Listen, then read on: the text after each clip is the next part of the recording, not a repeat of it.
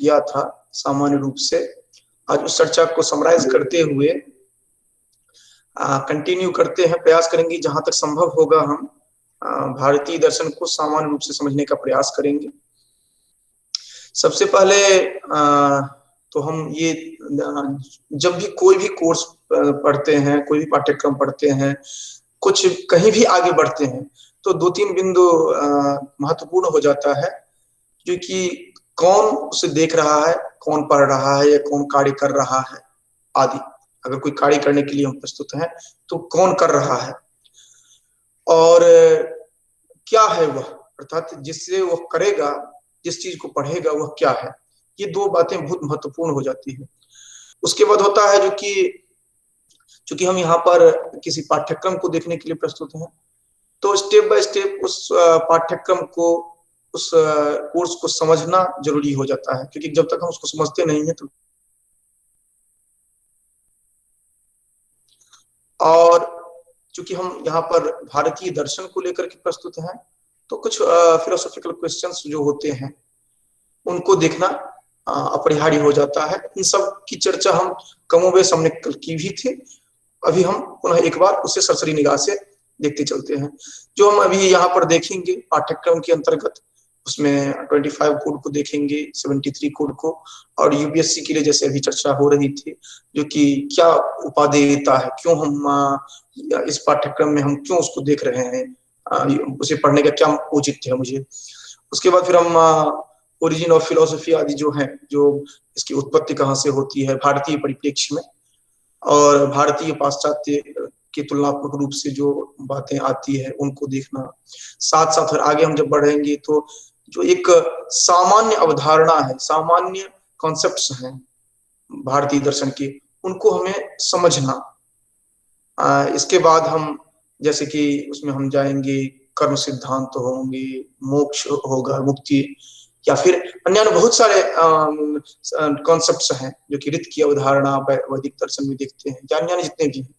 इसके बाद फिर हम आगे बढ़ते हैं तो हमारे पाठ्यक्रम में जो निहित है उन बिंदुओं को लेकर के हम आगे बढ़ते हैं। ये हमारा मूलभूत आज का विषय वस्तु है। तो हम आते हैं सबसे पहले अपने कोर्स को अगर देखें तो 25 के अंतर्गत हम देखते हैं, तो यूनिट 3 के अंतर्गत, इकाई 3 के अंतर्गत हम देखते हैं जो कि सामान्य परिचय कहा जाता है। और जब ये टर्म यूज किया जाता है सामान्य, तो उसका क्या महत्व होता है वो यूपीएससी के जो बच्चे हैं वो बेहतर तरीके से जानते हैं। जब कहा जाता है सामान्य अध्ययन, मतलब वो सामान्य अध्ययन नहीं रह जाता है, वो उसका दायरा बहुत अधिक बढ़ जाता है। तो यहाँ पर सामान्य कहा जाता है, इसका अभिप्राय यहाँ इस परिप्रेक्ष्य में अगर देखा जाए तो वह ये है कि आप डेप्थ में न जा करके उसको समग्र रूप से समझने का प्रयास करते हैं ना। एक तो हुआ जो कि आप डेप्थ में पहुंच करके उसके टेक्स्ट जो है उनको जा करके आप देखते हैं, और एक होता है जो कि उसके कॉन्सेप्ट को आप, उसकी अवधारणा को आप अच्छी तरह समझ पाते हैं। तो दोनों में बहुत फर्क है। दोनों में अंतर यह है कि एक में आप जाते हैं जो कि जैसे आप सांख्य देखें तो सांख्य कारिका की गहराई में आप पहुंचेंगे, आप एक एक करके पदशः अर्थ देखेंगे, फिर उसको उसका तुलनात्मक रूप से अन्य से देखना प्रारंभ करेंगे। लेकिन जब समग्र रूप से देखेंगे तो आप सत्कार्यवादी सिद्धांत क्या है वह आप जानेंगे। और सामान्य रूप से प्रतियोगी परीक्षा के लिए ये बात बहुत महत्वपूर्ण होता है कि आप किस तरह से अध्ययन कर रहे हैं। तो अध्ययन यहाँ पर ये करना है कि जो अवधारणा ले रहे हैं आप, उस अवधारणा को आप स्पष्ट रूप से बिना किसी सहायता से आप उपस्थापित कर सकें। अगर आपसे पूछा जाए जो कि पुरुष के अस्तित्व के क्या तर्क हैं, तो आपके पास टू द पॉइंट उत्तर होना चाहिए। अगर आपसे पूछा जाए जो कि सत्कार्यवादी की सिद्धि के लिए क्या आप क्या कहेंगे, तो टू द पॉइंट आपके पास उत्तर होना चाहिए। अगर आपको पूछा जाए जो मोक्ष क्या है, आप क्लियर कट बता सकें जो कि इस दर्शन में ये है, इस दर्शन में ये है, अर्थात आप वहां पर स्वयं कंफ्यूजन में न रहे।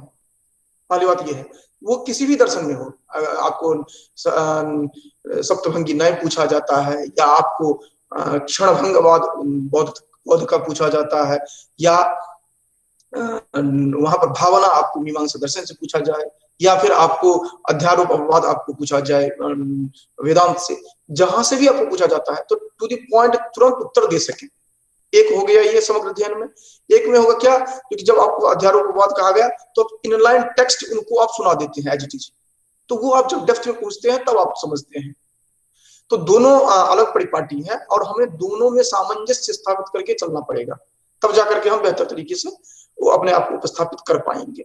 तो यहाँ पर चारवाक, जैन, बौद्ध, न्याय, सांख्य, योग, न्याय, वैशेषिक, मीमांसा, इन सब के संदर्भ में आप देख रहे हैं जो कि संपूर्ण दिया है। यहाँ पर इन्होंने वेदांत को नहीं दिया है, तो आप मीमांसा से ही इसको अनुसूत कर लेंगे। ये सभी के प्रमाण मीमांसा, तत्व मीमांसा, आचार मीमांसा। यद्यपि भारतीय दर्शन में कहीं भी ये आप नहीं देखेंगे कि वहां पर बाइफर्केशन किया हो, अलग अलग प्रस्तुत किया हो, ये प्रमाण मीमांसा है, ये तत्व मीमांसा है, ये न्याय मीमांसा, आचार मीमांसा है।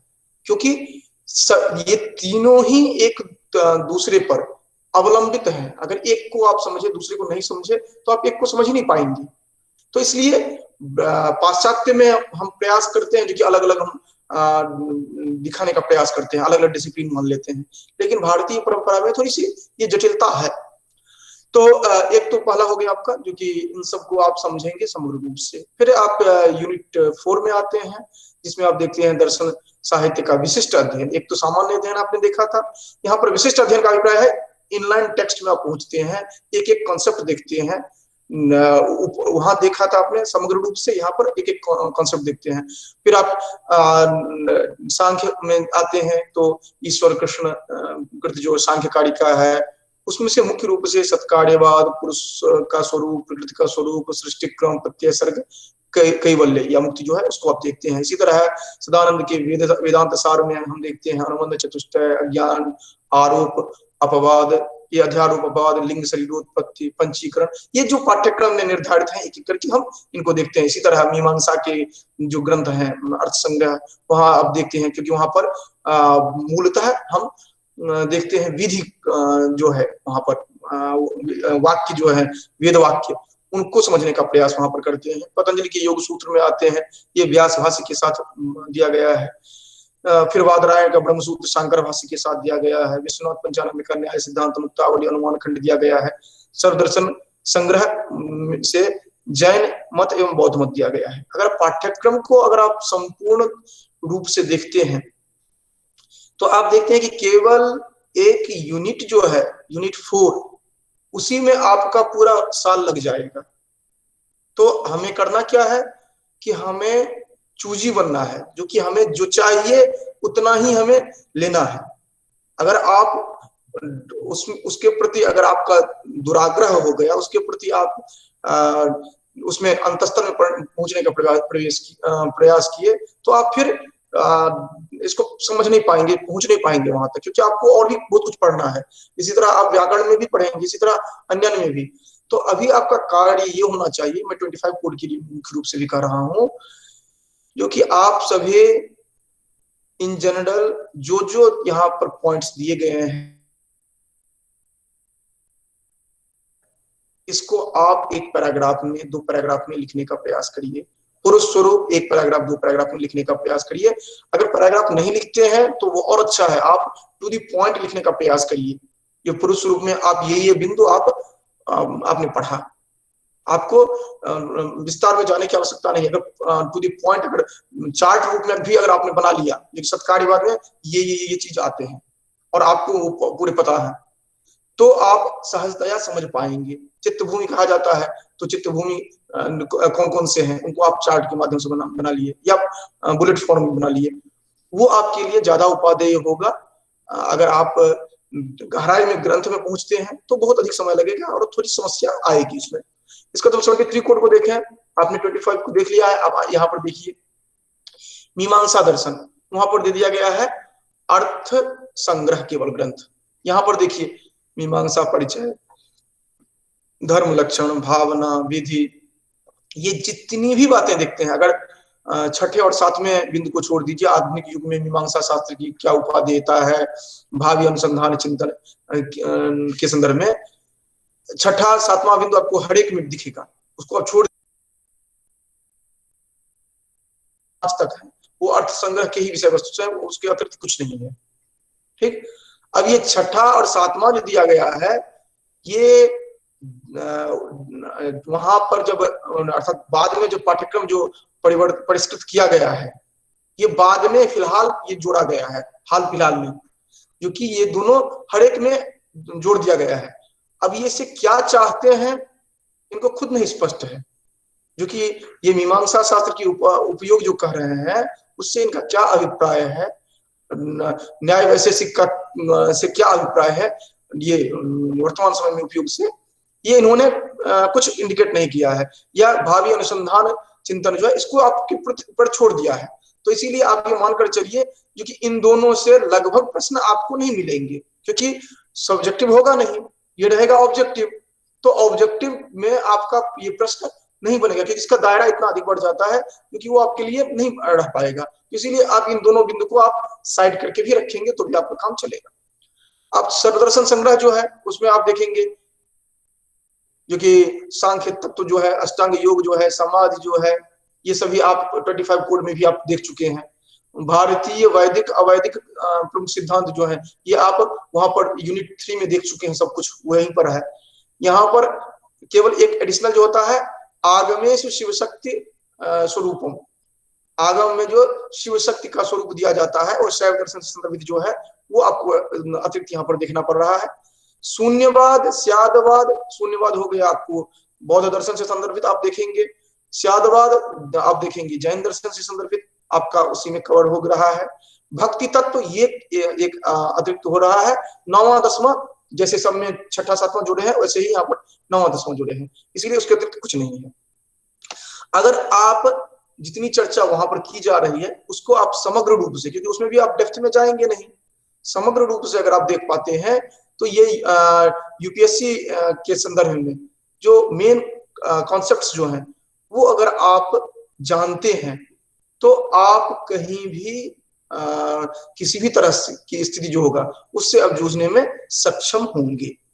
वो आपके लिए कोई प्रश्न बने अंतर्वीक्षा में या भारतीय संस्कृति की तरफ झुकाव हो या किसी तरह से भी, वो आपके लिए एक प्लस पॉइंट देगा।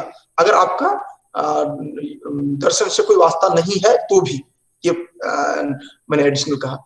इसके बाद हम आते हैं विषय वस्तु पर आते हैं, जिसमें कि हमने चर्चा की थी कल, जो कि प्रारंभ किया था, जो कि ये कहाँ से प्रारंभ हो रहा है। तो हम क्योंकि हमारे पास उपलब्ध जो साक्ष्य हैं वो हम वहीं से देखते हैं, जो कि पुरापाषाण से ही हम प्रारंभ करते हैं, तो हम उसी तरह से दिखना प्रारंभ करेंगे। उसके बाद फिर देखते हैं जो कि हमारा जो इंटेलेक्ट जो है, हम जो चिंतन श्रेणी में आते हैं वह हम अपनी दुख जो है उन दुखों को दूर करने का प्रयास करते हैं, उसके लिए अलग अलग तरह से चिंतन करते हैं।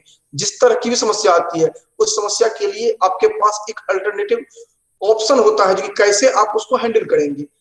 तो खराब से खराब स्थिति है, आप देखते हैं जो कि एनडीआरएफ टीम जो होते हैं वो विषमतम स्थिति में अपने आप को प्रस्तुत करते हैं। क्यों? क्योंकि उस समय में पहले से प्लानिंग नहीं होती है, जो कि इस समय में यहाँ ये होना है तो हम ये करेंगे। उनका प्लानिंग केवल ये होता है कि किसी भी स्थिति में हम अपने आप को प्रस्तुत रखें, और उसके लिए अलग से तैयारी करते हैं। ऐसा नहीं कि वो प्लानिंग नहीं होती, वो प्लानिंग उनकी अलग है, लेकिन एट मोमेंट जो समस्या आई है उसका समाधान के लिए वो तत्क्षण तैयार होते हैं अपनी पूर्व योजना के आधार पर।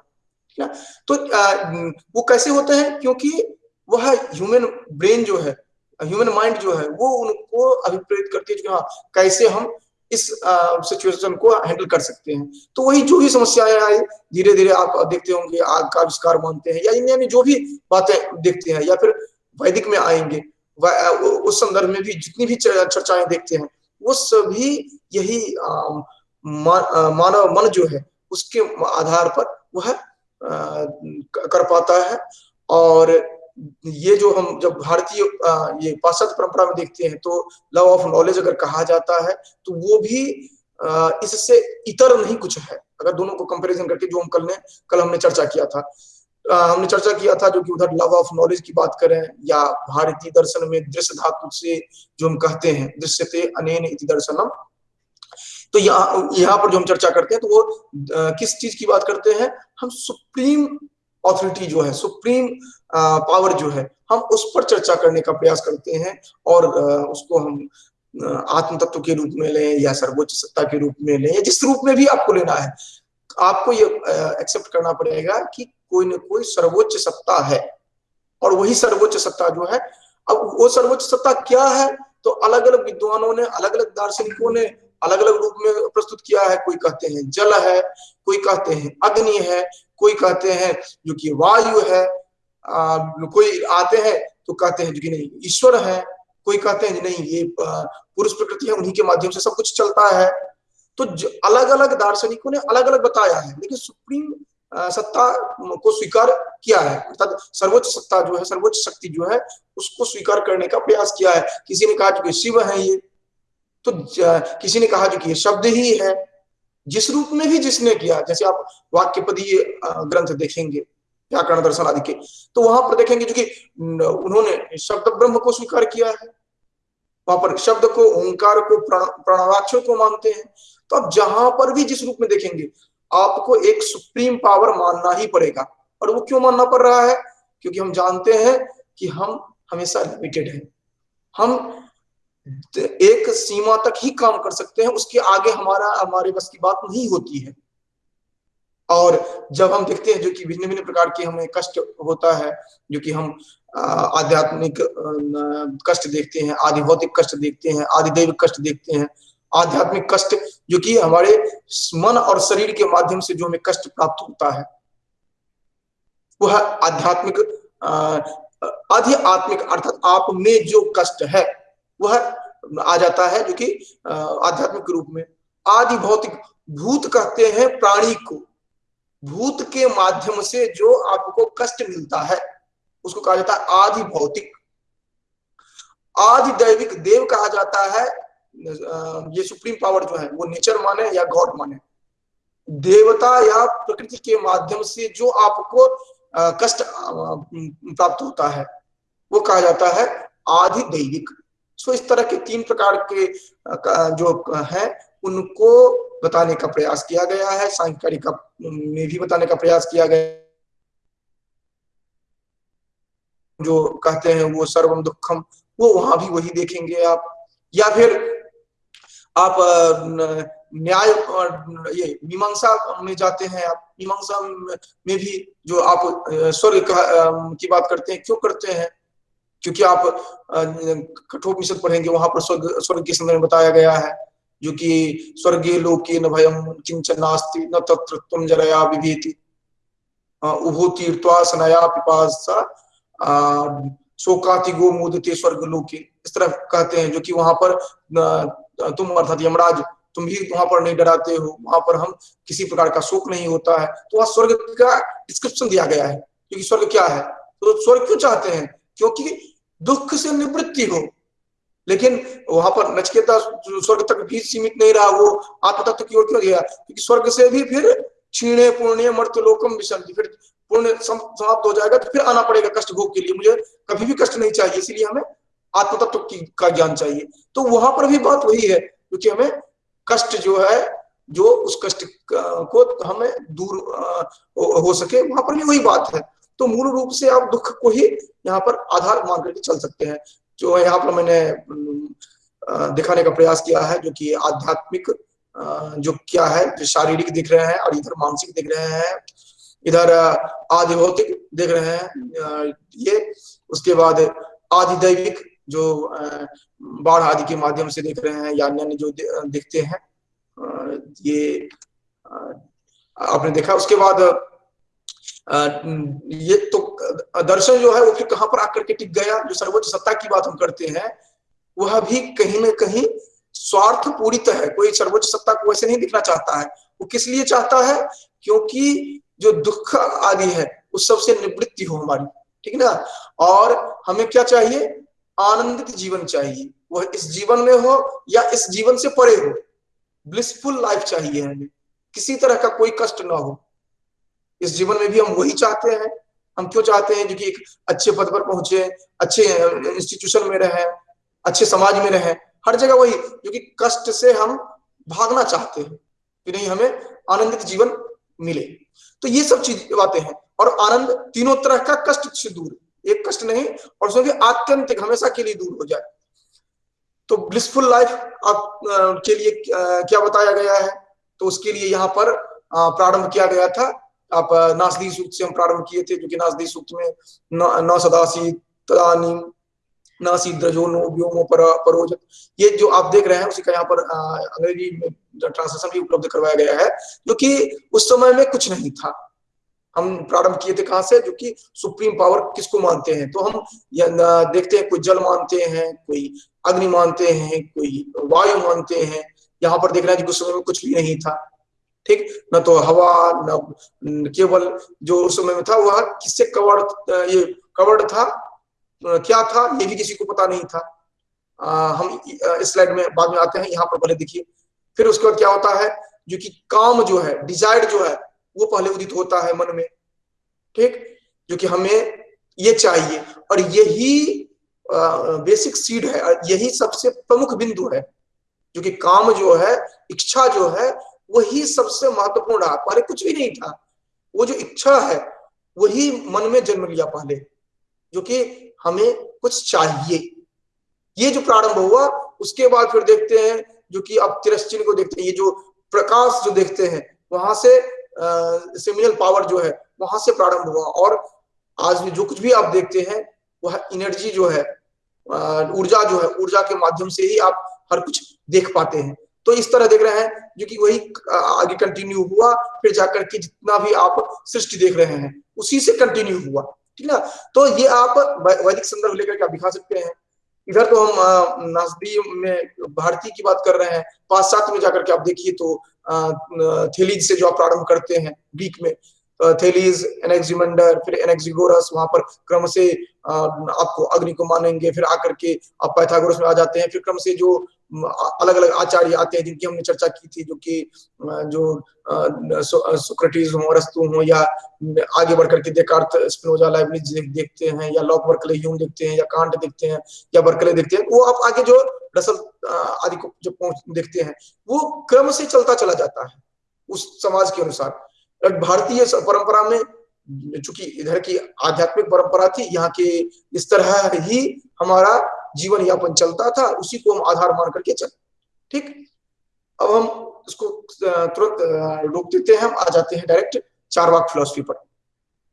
चारवाक फिलॉसफी के संदर्भ में मुख्य रूप से आप ये ध्यान में रखेंगे, क्योंकि कोई भी ग्रंथ उपलब्ध नहीं है, और जब ग्रंथ उपलब्ध नहीं होता है तब आप क्या करते हैं, जब ग्रंथ उपलब्ध नहीं होता है, जब ग्रंथ उपलब्ध नहीं होता है तो करते क्या है कि आप अपने मन से जो आपको मन होता है अपने अनुसार उनका कूट लेते हैं और उनको व्याख्यात करने का प्रयास करते हैं। अब चारवाक का एक भी ग्रंथ उपलब्ध नहीं है, तो आप करते क्या है, क्योंकि चारवाक के संदर्भ में जहां कहीं आपको उनका खंडन करना होता है, उसके अकॉर्डिंग अपने अनुरूप उनको आप व्याख्यायित करने का प्रयास करते हैं। ये ह्यूमन टेंडेंसी है, और यही होता है हमेशा ना। तो हाँ,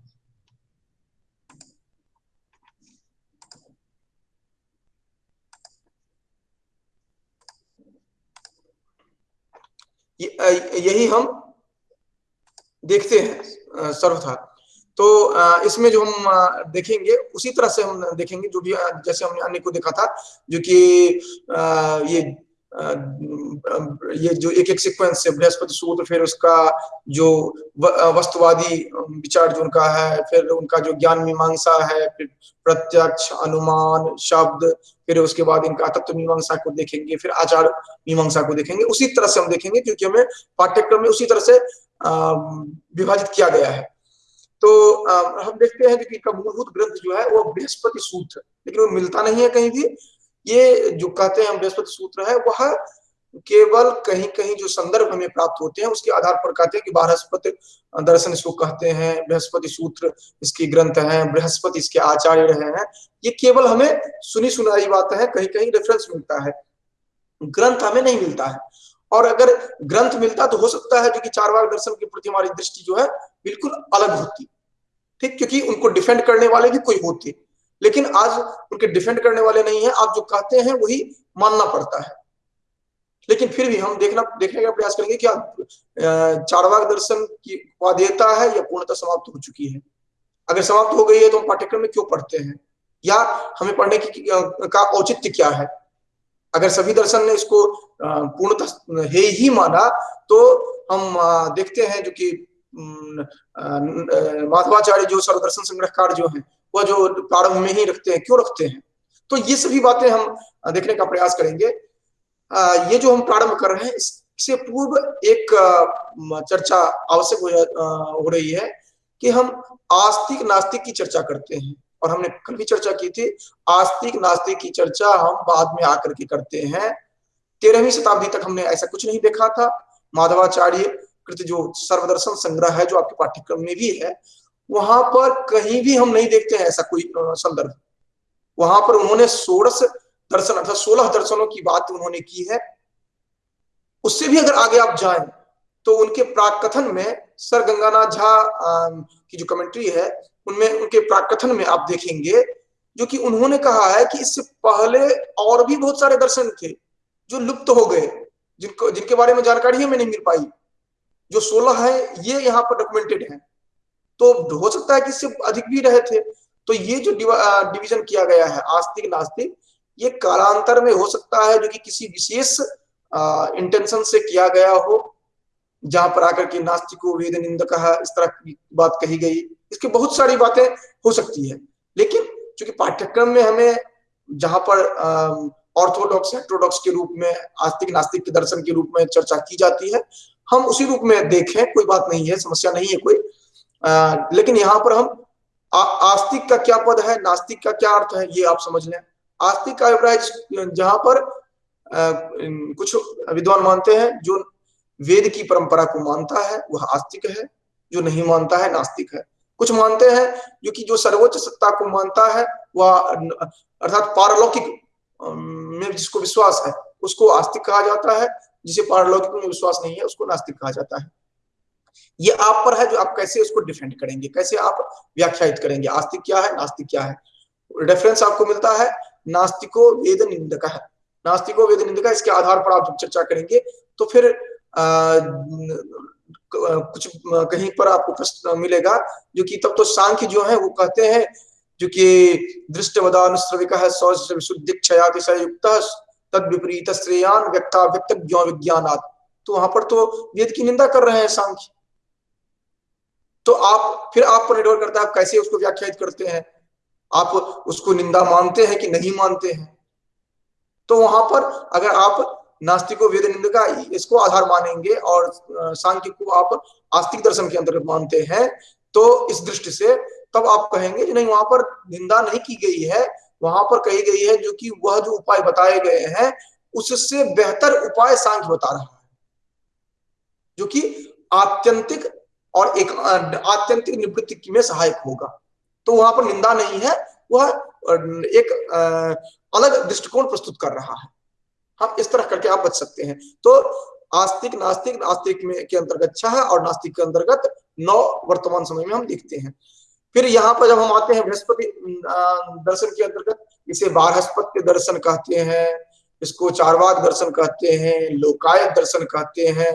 चारवाक का अभिप्राय वहां पर कहते हैं जो कि चारवाक नाम के कोई आचार्य हुए होंगे, या चारु का अर्थ होता है सुंदर, चारु वाक है जिनका मतलब जो सब अच्छी अच्छी बातें बताते हैं।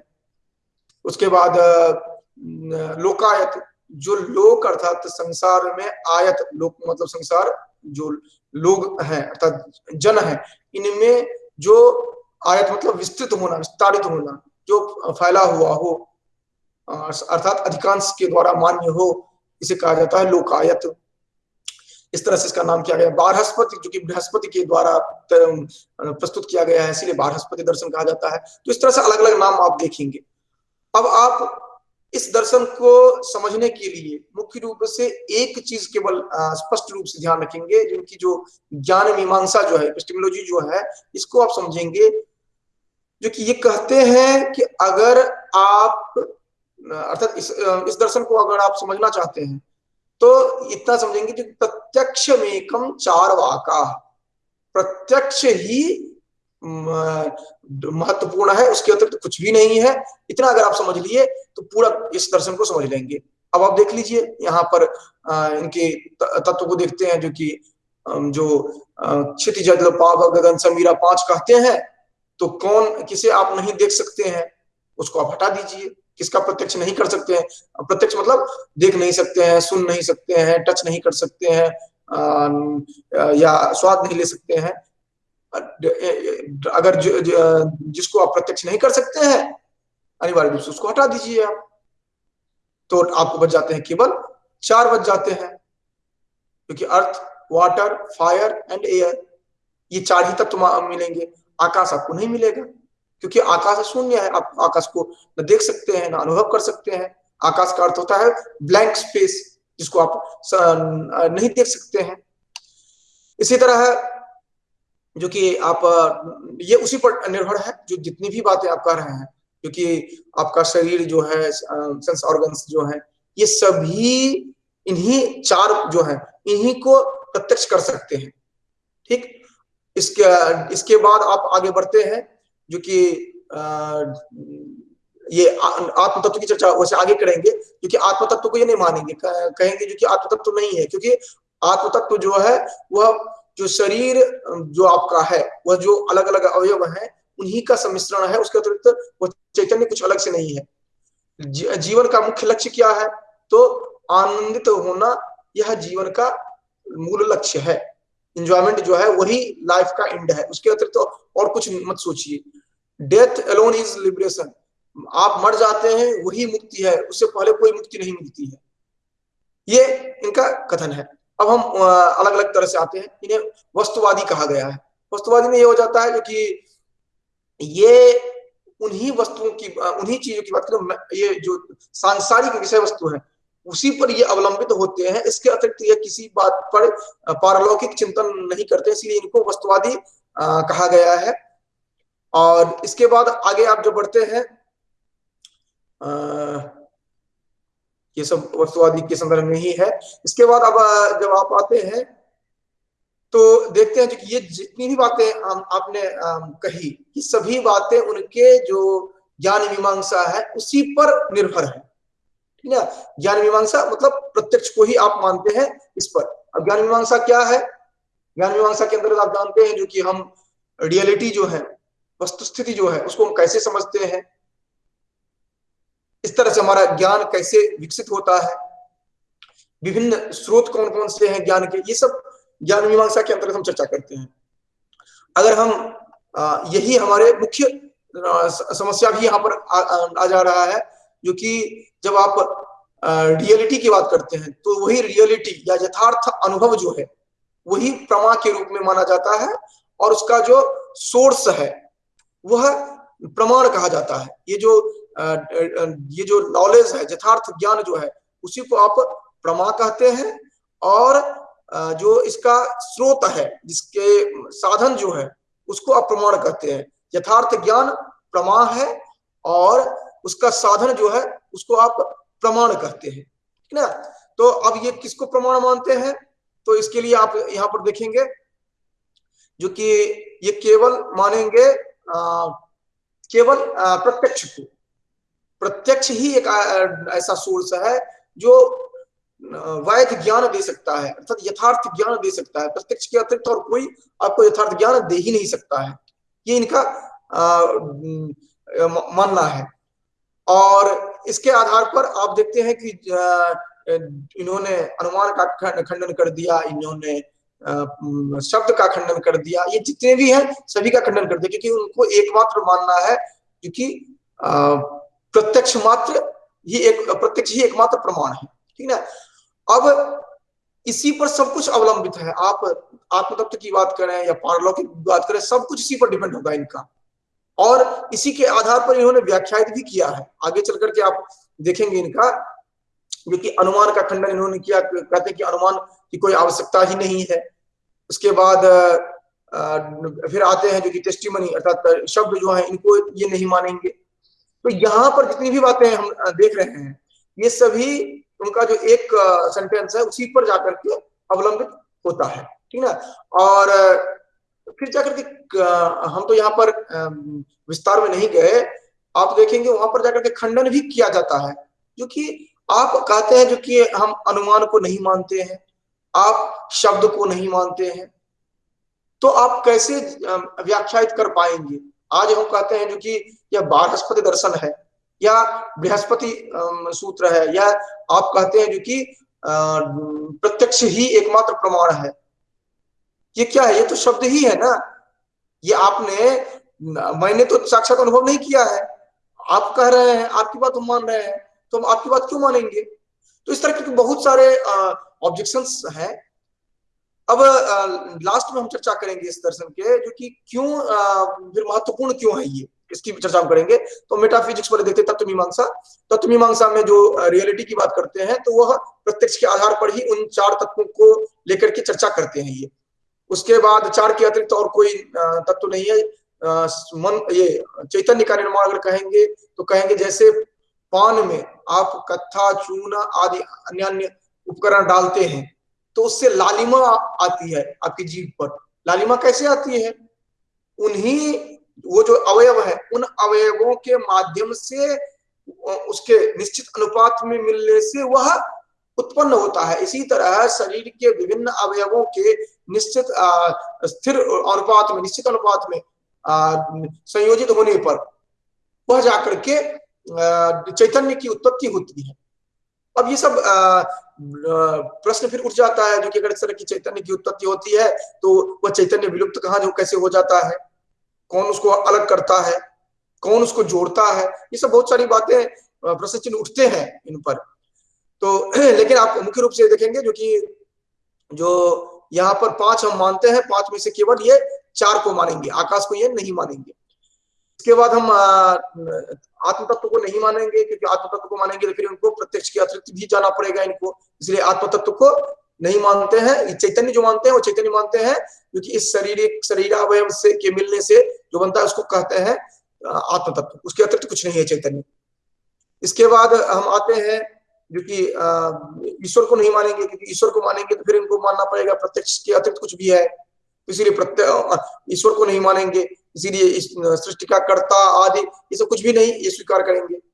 इसके बाद अगर एथिकल देखा जाए तो इनका है जो कि एथिक्स की बात हम जब करते हैं तो वह होता है जो कि मोरालिटी जो है, कोड ऑफ कंडक्ट जो है, मोरल जजमेंट जो है, इन सब की बातों की चर्चा एथिक्स के अंतर्गत की जाती है। लेकिन ये जो करेंगे ये कहेंगे केवल क्या, जो कि सिर्फ आनंदित जीवन व्यतीत करना, यही हमारा उद्देश्य होना चाहिए, क्योंकि मृत्यु के बाद और कुछ नहीं रह जाता है शेष। अब यहाँ पर प्रश्न चिन्ह उठता है कि इनका तो बहुत सारी समस्याएं हैं इनके पास, इनको लेकर के बहुत सारी समस्याएं होगी। अनुमान को लेकर के, अनुमान के बाद आप देखते हैं जो कि ये जो कहते हैं ये शब्द को लेकर के अन्य संदर्भ में भी इनके समस्याएं आएंगी। लेकिन प्रश्न यह उठेगा जो कि फिर हम इनको क्यों स्वीकार करते हैं, स्वीकार करने का औचित्य क्या है, क्यों ऐसा इन्होंने कहा, ऐसे उच्छेदवादी क्यों हो गए? इनको उच्छेदवादी भी माना जाता है। उच्छेदवाद मतलब सब कुछ ईश्वर को समाप्त कर दिया या ईश्वर को चबा गए, 4 वाक्य अर्थ उस रूप में भी लिया जाता है, क्योंकि सब कुछ उच्छेद कर दिया, न आत्मा है, न लोक परलोक है, कुछ भी है ही नहीं। ये इस तरह ऐसा इन्होंने क्यों किया?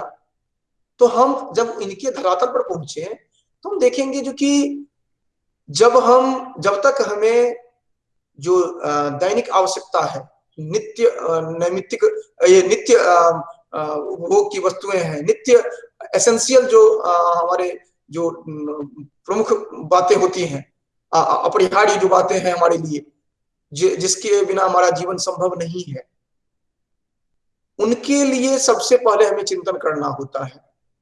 अगर हम वहां पर संतुष्ट हैं तभी आकर के हम जीवन के अगले पायदान पर कदम रख सकते हैं।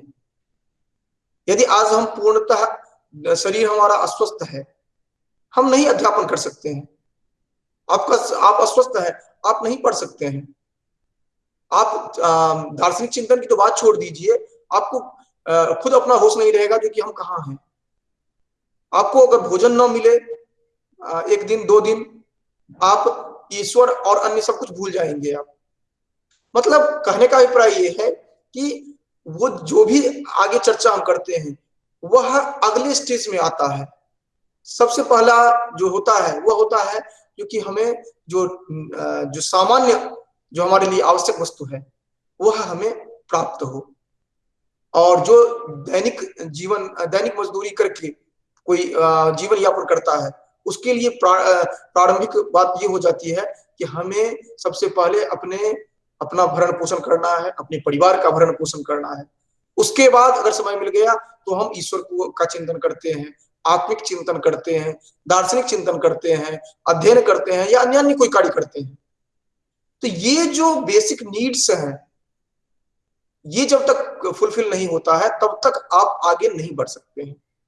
और यही चीज है कि चार्वाक दर्शन उस स्तर में चर्चा करते हैं जो कि उस स्तर में रहने वाले अधिकांश व्यक्ति हैं जिनको पहले बेसिक नीड्स की आवश्यकता है, अन्य बातें बाद में होगी।